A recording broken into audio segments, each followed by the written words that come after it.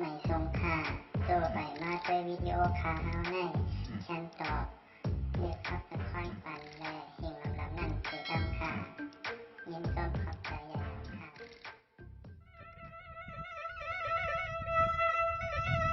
อ๋อดีค่ะเข้าคาเลยขึ้นมาฮอดเนื้อ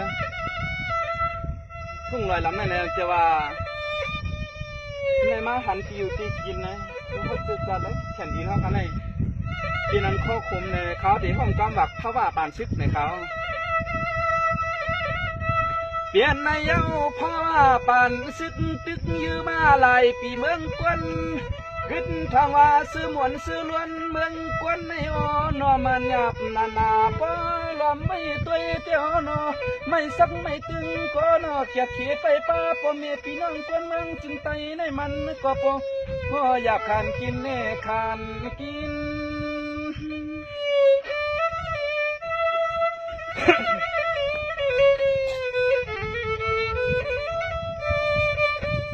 เคยลูกข้านอตัวกาสิเสียงแปดป้าสีหน้าแปดไทยไหวตัวปีแล้วก็เขาเจ้าเห็นกันเชื่อคือในมันหยับพอปนแต่กิน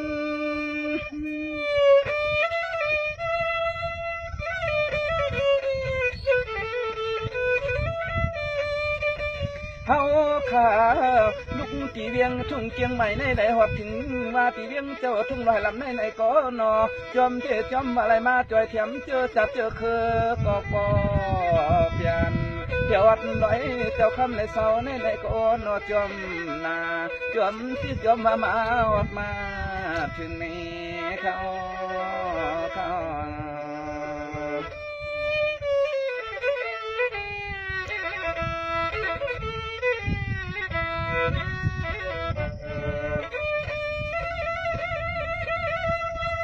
มาตาปีเขาน้องเขาไอ้ก็เขาตั้งจุ่มตั้งเจอไผ่ก็อย่าไปยันขึ้นเมืองเฮาเมื่อนอมาช่วยปกหาปวงดู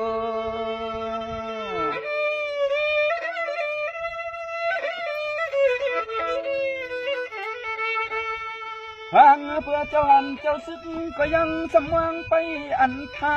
ว่ามีพี่น้องกวนมันเมืองจึงไปในหมาพมาอุบมาเมียนกันคืน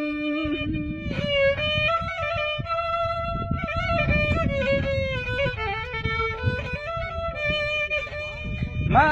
ข้านอกก็เมืองถึงใต้ในไหนตกปลาหลังปลาลืนวันกันขึ้นตึกจันพิงทุ่งเจอเคอและพาสาให้ก็อยากาไหวเพชรเมืองจึงขึ้นยานโคตรได้ตกทุกตกแต้มตกอยากตกผ่านเขาจงค่ะ